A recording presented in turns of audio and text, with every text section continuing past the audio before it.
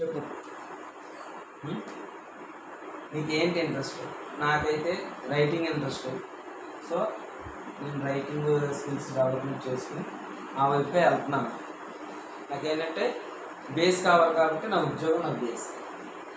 ఏం చెప్పు నీకు నీ స్కిల్స్ ఏం చెప్పు. నేనేం సార్లాగా రాలేదు, అన్నలాగా నీ అన్నయ్యలాగా వచ్చాను. ఓపెన్గా చెప్పు. హిందీ సబ్జెక్ట్ బాగా వచ్చు, టీచర్ అవ్వాలనుకున్నావు. బాగా వచ్చు కాబట్టి మోటివేటర్ అవుతావా? హిందీలో మోటివేషన్ ఇవ్వగలవా? సో మోటివేషన్ కావాల్సింది ఏంటి? మోటివేషన్స్ ఏం కావాలి? ఏం స్కిల్ కావాలి? మోటివేషన్ అంటే ముందు మనల్ని మనం అర్థం చేసుకోవాలి. ఎదుటి వ్యక్తులు చెప్పే ముందు మనకు మనం అర్థం చేసుకోవాలి. నేనేంటి, నా పద్ధతులు ఏంటి, నా విధానాలు ఏంటి, నా అలవాట్లు ఏంటి, నా వ్యక్తిత్వం ఏంటి, నా గుణగణాలు ఏంటి అనేది మనకు మనం అర్థం చేసుకోవాలి. ఎగ్జాంపుల్ చెన్నై సూర్య అనే ఒక వ్యక్తి ఉన్నాడు. ఆ వ్యక్తి దగ్గర అమ్మలాగా ఒక ఆవిడ వాళ్ళ బాబుని తీసుకొచ్చింది.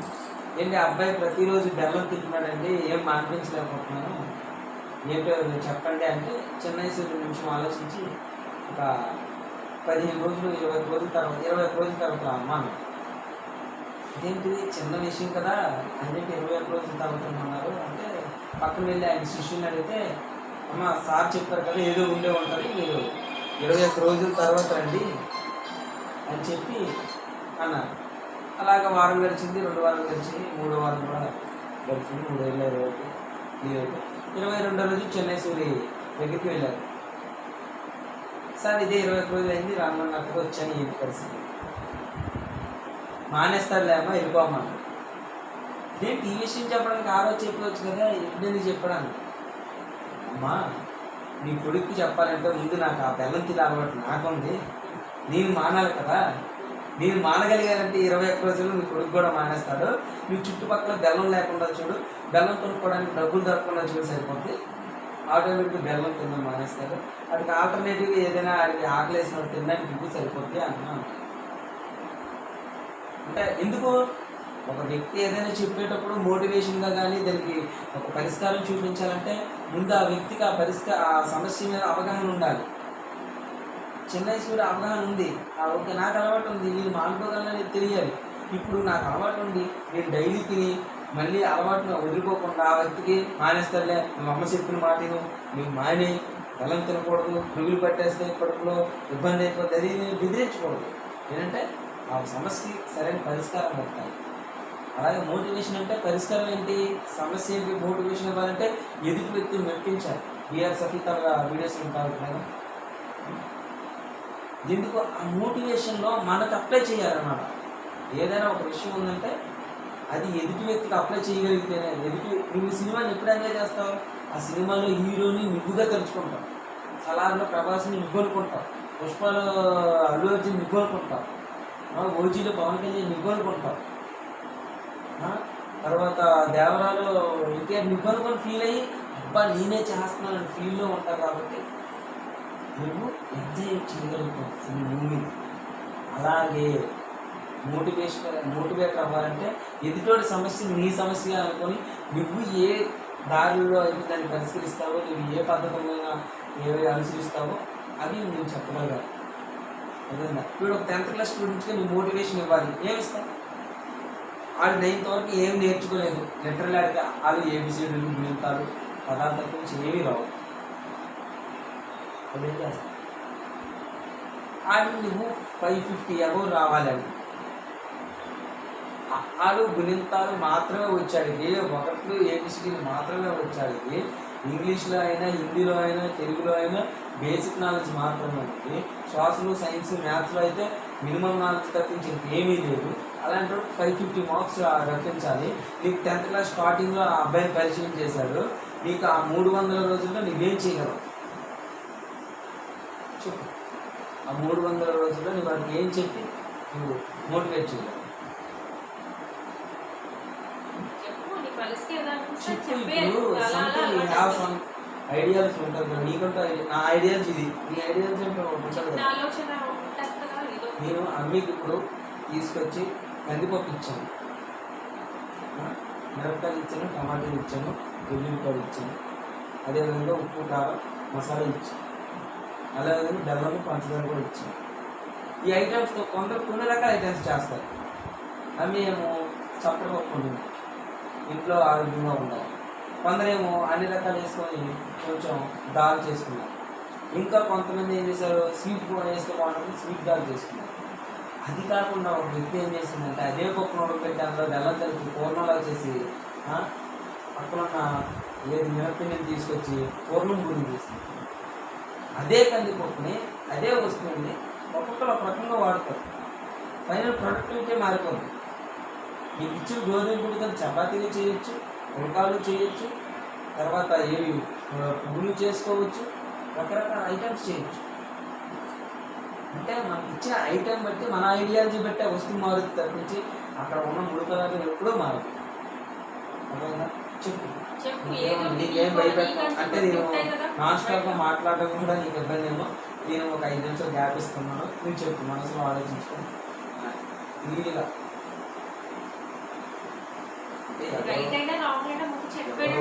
మోటివేటర్ స్పీచ్ వింటేనే మనం మోటివేటర్స్ అయిపోం. మన థాట్లో ఒకటి ఉండాలి. నీ గురించి నువ్వు ఇంట్రడ్యూస్ చేయి. సరే, మోటివేటర్ అవుతావు హిందీలో. You can introduce your self in Hindi.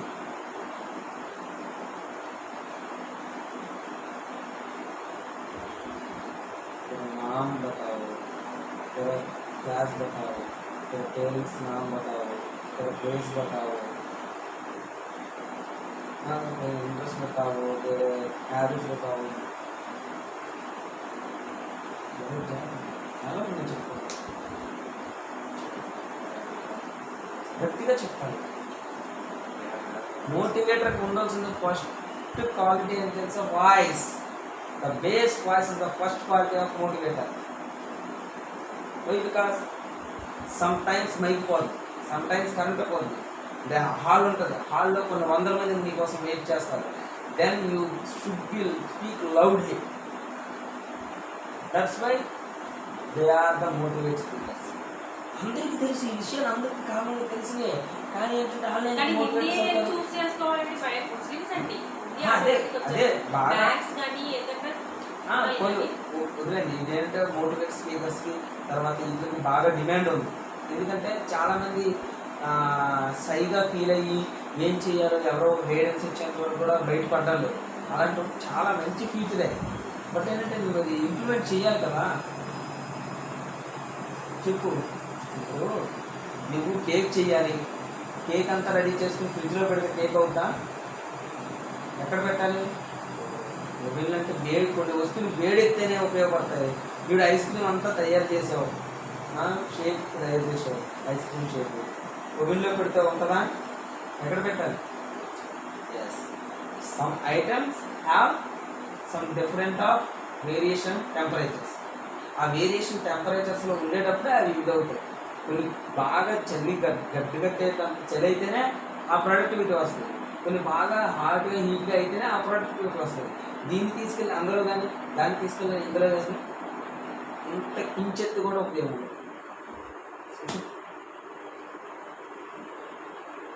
నాకేం సదాయి రాలేదు, ఇంకేమీ రాలేదు. గుర్తుపెట్టుకొని ఎందుకు వచ్చానంటే, అయ్యో నేను మధ్యలో వదిలేసానే అంటే నా ప్రాబ్లం అలాంటిది. కనీసం ఫోన్ చేసి చెప్దామంటే కూడా కుదరని పరిస్థితిలోకి వెళ్ళిపోయాను. లిటరల్లీ నా చేతిలో 100 రూపాయలు కూడా లేక నడిచి 4-5 కిలోమీటర్లు నడిచాను. అలాంటి పరిస్థితిలో ఉన్నాను కాబట్టి అయ్యో వెళ్ళి అంటే మనసు క్లీన్గా లేకపోతే నేను చెప్పలేను.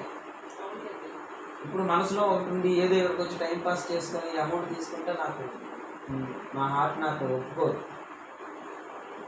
అసలు మిగతా వాళ్ళ కాదు, నాది పని చేస్తేనే దానికి ప్రతిఫలం ఆశిస్తాను. Without work I cannot take anything.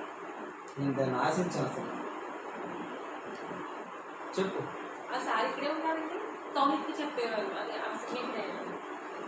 పేరు ఉంటుంది సార్, ఆదిత్య స్కూల్లో చెప్తారు. ధ్యానాంశం में सार्थक आने कई बार फोन చేశారు. సతీష్ నో ప్లీజ్ ఆయన పేరు మ్యాథ్స్ చెప్పేవాడు ఆయన బాగా. అవునండి, తౌహిద్ చెప్పి ఇలానే తౌహిద్ చెప్పేవాడు. మర్చిపోయాను.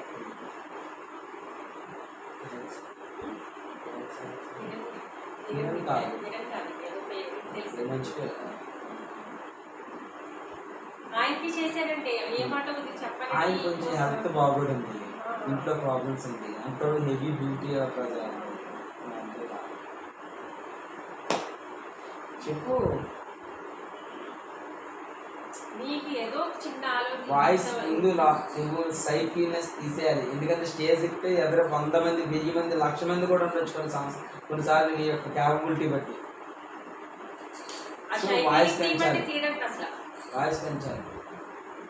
నువ్వు ఎప్పుడు అద్దం దగ్గరికి వెళ్ళు, అద్దం దగ్గర నీతో నువ్వు మాట్లాడుకున్నావు అనుకో, వాట్ ఈజ్ వాట్ తెలుస్తుంది, నీ లోటుపాట్లు తెలుస్తాయి, నీ వే ఆఫ్ ఎక్స్ప్రెషన్స్ ఎలా ఉన్నాయి, నీ ముక్క కవలికలు ఎలా ఉన్నాయి, కన్ను రెప్పలు అస్తమానం ఆపుతున్నావా లేదా, నోరు పెద్దది చేసి మాట్లాడుతున్నావా, అసలు లిప్సింగ్ వదులుతుందా లేదా, లేకపోతే మైండ్ అటు ఇటు తిరుగుతుందా, చూస్తున్నావా, ఎటైనా డైవర్షన్ అవుతుందా లేదా, కావాలని ముఖంలో చెమటలు పడుతున్నాయా లేదా, ముఖంలో ఏదైనా షై ఫీలింగ్ ఎదురు కనిపిస్తుందా లేదా, ఇవన్నీ ఉంటాయి. మోటివేటర్ అంటే ఏదో వెళ్ళి ఏదో బుక్లో చదువుకొని ఇలాంటి బుక్ తీసుకొచ్చి ఈరోజు ఏంటి తెలుసా అనుకుని ఇలాంటి పుస్తకం ఒకటి తెచ్చేసుకొని వికాస మంత్రాలు, వినోదం, వివేకం, వికాసం, ఈరోజు ఏంటంటే అంటే కాదు, నిన్న నేడు రేపు అని చదివేస్తే కాదు. ఎదుటోడు నేనంటే వాడి సమస్య పరిష్కారం అవుద్ది అనే స్థాయిలోకి నువ్వు వాటిని డైవర్ట్ చేయాలి. మైండ్ అలాగా ఒక్కసారి కనుక ఉంచేయకూడదు, ఇరిగిపోద్ది ఏ వస్తువు. దాన్ని స్మూత్గా మోల్డ్ చేయాలి. వీడు విల్లుంది ఒక్కసారి కరెంట్ ఇలా అనేస్తే విరిగిపోద్ది, అలా కాదు, దాన్ని స్మూత్గా మౌల్డ్ చేసాం అనుకో ఏమవుద్ది, బాణం ఆకారం వస్తుంది, విల్లాకారం వస్తుంది. విల్లాకారం వచ్చిన తర్వాత అప్పుడు దానికి తాడు నారి ఇంటి నారి కట్టి అప్పుడు దానికి బాణాన్ని తయారు చేసుకుని గురిపెట్టి మన ఏదైతే ఏముందో ఏమి గురిపెట్టి కొడితే అప్పుడు ఫలితం ఉంటుంది. అన్నీ ఉన్నా మన చేతిలో ఆ స్కిల్ లేకపోతే, విల్లు తయారు చేసే స్కిల్ లేకపోయినా, వింటినారి సరిగ్గా కట్టే స్కిల్ లేకపోయినా, బాణాన్ని బాగా తయారు చేసే స్కిల్ లేకపోయినా, ఇవన్నీ చేసినప్పటికీ గురి చేసి కొట్టడంలో స్కిల్ లేకపోయినా ఉపయోగం ఉండదు. అంటే ఒక పని జరిగేటప్పుడు ఏ ప్లేస్లో ఒక్క ప్లేస్లో చిన్న రాంగ్ స్టెప్ పడ్డామనుకో మొత్తం స్పాయిల్. మీరు మ్యాథ్సే ఉంది, నీకు ఒక మ్యాథ్స్ సమ్ ఇచ్చారు, మీకు ఎక్కడో దగ్గర ఒక్క చిన్న మిస్టేక్ ఏం అవసరంలా, ప్లస్ దగ్గర మైనస్, ఇంటి దగ్గర డివైడెడ్ బై, ఇంటి దగ్గర ఎక్కడైనా చేసినా మొత్తం ఆన్సర్ మారుతుందా లేదా? ఎందుకు? మ్యాథ్స్ ఇస్ వెరీ వెరీ చాలా చిన్న నేరో సైజు ఇచ్చావు, నేరో సైజు మిస్టేక్ చాలు మొత్తాన్ని ప్రాబ్లం చేంజ్ చేసేసి. ఓకే, చెప్పు. నువ్వు మోటివేటర్ అవుతావు, ఓకే. మోటివేటర్ ఉండవలసిన లక్షణాలు మనం డెవలప్ చేసుకోవాలి. మోటివేటర్ ఇప్పుడు after our studies, after studies motivator అయిపోవచ్చు. ఎప్పుడు మన ఆఫ్టర్ స్టడీస్ అప్పుడు ఏం చెప్తాం, నేను చదువు రాక కాదు, చదువుకోలేక కాదు మోటివేటర్ అయింది, నేను ఇంత చదివిన తర్వాత నాకు తెలిసింది ఏంటంటే, ఎవరైతే ఇలా చదవడానికి సైగా ఫీల్ అవుతున్నారో, వాళ్ళ స్కిల్స్ కూడా బయటకు రాలేకపోతున్నారో వాళ్ళందరినీ నేను వేకప్ చేయాలి. వాళ్ళందరినీ వేకల్పడానికి నేను ఈ దీనిలోకి వేలోకి వచ్చేసాను తప్పించి నాకు చదువు రాక కాదు, నేను చదువుకోలేక కాదు. మేము మాస్టర్స్ చేసిన తర్వాత వెళ్ళామనుకో, వీ హ్యావ్ సమ్ నాలెడ్జ్. ఆ నాలెడ్జ్ని లైఫ్కి అప్లై చేయగలం ప్రతి విషయాన్ని కూడా. అర్థమైందా? చదువుని ఆపే, చదువుతో పాటు ఈ స్కిల్స్ని పెంచుకో, వాయిస్ని పెంచుకో, తర్వాత పీపుల్స్తో ఎలా ఇంటరాక్ట్ అవ్వాలో నేర్చుకో. అదేవిధంగా నీ యొక్క ఎక్స్ప్రెషన్స్, మన ముఖంలో ఎప్పుడు కూడా హ్యాపీనెస్ కనిపించాలి, సాడ్నెస్ కనిపించకూడదు. ఎప్పుడు సాడ్నెస్ కనిపించాలి, ఆ మూమెంట్ వచ్చినప్పుడు, అక్కడ ఏడ్చే సందర్భం వచ్చినప్పుడు నువ్వు యాక్ట్ చేయాల్సిన అవసరం లేదు, ఆటోమేటిక్గా హృదయం నుంచి ఆ బాధ అనేది వచ్చేస్తుంది. నువ్వు బాగా కష్టపడిన సమయాన్ని గుర్తించుకున్నావు అనుకో, నువ్వేమి కావాలని ఆడాల్సిన అవసరం లేదు, కళ్ళంటే ఆటోమేటిక్గా వెళ్తుంది. సో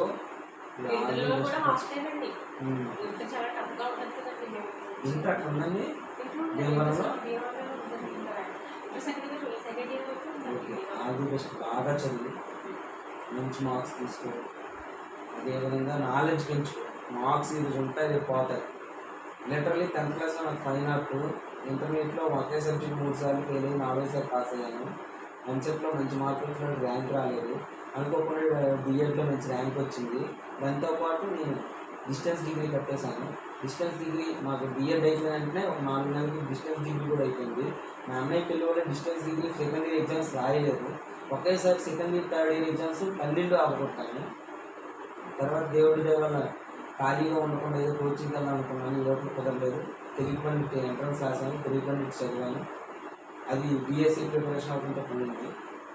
తర్వాత అనుకోకుండా మళ్ళీ ఏయూ సెట్ రాశాను, అందులో మంచి ర్యాంక్ వచ్చింది. ఆంధ్ర యూనివర్సిటీలో జాయిన్ అయ్యాను. అది చదువుతుంటే నాకు అనుకోకుండా సచివాలయం అనుకోకుండా రాశాను, వచ్చింది, ఇక్కడ జాయిన్ అయ్యాను.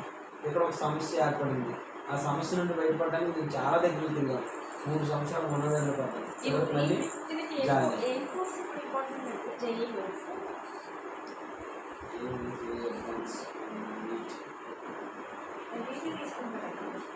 అంటే ఇప్పుడు మనం ఈ సిబిఎస్ఈ తాలూకు బుక్స్ ఉంటాయండి 6th to 10th, అవి చదవాలి.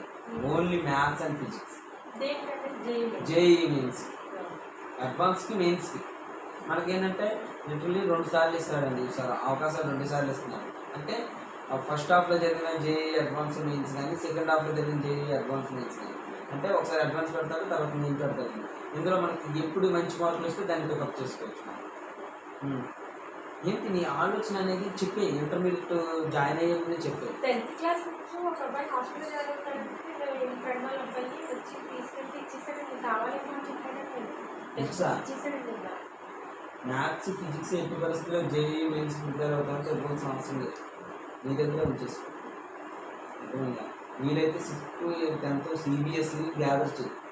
సిబిఎస్ఈ సిలబస్ మాత్రమే ఇస్తారు. తెలుగు మీడియం కానీ స్టేట్ బోర్డు కానీ కూడా సిబిఎస్ఈ సిలబస్ ఉంది. దాన్ని నేను ప్రిపేర్ అయితే పెద్ద ఇబ్బంది ఏం కాదు. నీకు లిటరల్లీ 730 డేస్ ఉన్నాయి ఇంటర్మీడియట్ డేస్. ఓన్లీ ఆ 30 డేస్కి 700 డేస్ ఉన్నాయి. 700 డేస్లో నీకు 3 సబ్జెక్ట్స్ ఏంటి? Maths, physics, chemistry. Maths, physics, chemistry 3 subjects ఉన్నాయి. ఎక్కువ ఇంపార్టెన్స్ మ్యాథ్స్, ఫిజిక్స్ ఇచ్చినా సరిపోతుంది. కెమిస్ట్రీకి లైట్గా సూచాయిగా అంటే వీటికి ఇప్పుడు ఒక 7 పార్ట్స్ ఉన్నాయనుకో, అప్పుడు 2.5 ఇచ్చేసుకోవచ్చు. ఎంత 2.5 5 2.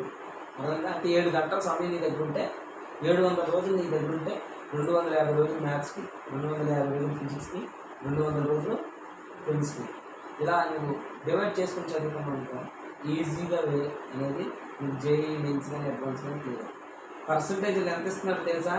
ఎంతకి కట్ ఆఫ్లో పెడుతున్నారు తెలుసా? ఐఐటీలో రావాలంటే, ఐఐటీలో కానీ ఎన్ఐటీలో కానీ ర్యాంక్స్ మనకి వచ్చి సీట్స్ అలాట్ చేయాలంటే జేఈ అడ్వాన్స్ మెయిన్స్లో సింపుల్లో సింపుల్. మీరు బీసీడీ అండి, లేకపోతే ఓసీ అండి, బీసీబీ కాబట్టి ఎలా లేదన్నా 93 పైనే ఉండాలి percentage. JEE mains advance 93 percentage రావాలంటే నీకు ప్రిపరేషన్ హార్డ్గా ఉండాలి.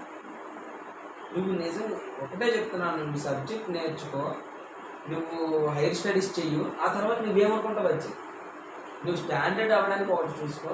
ఆ స్టాండర్డ్ అయిన దాని మీద నుండి నీ లైఫ్ యాంబిషన్ ఏంటో, నీ యొక్క గోల్ ఏంటో, నీ యొక్క ఆలోచన ఏంటో, నీ యొక్క హ్యాబిట్స్ ఏంటో, నీ యొక్క సొంత నీకు హ్యాపీనెస్ ఏమిస్తూ దాని వైపు అప్పుడు మనలో అంతే. తప్పించి మనకి అది ఇష్టం కదని ఇంటర్మీడియట్ నుండి అటు వెళ్ళిపోయి ఉంటుంది, ఏం పని కాదు. నాకు ఫోన్ నెంబర్ పాత నెంబర్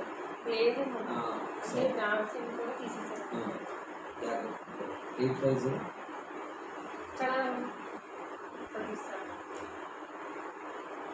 107925.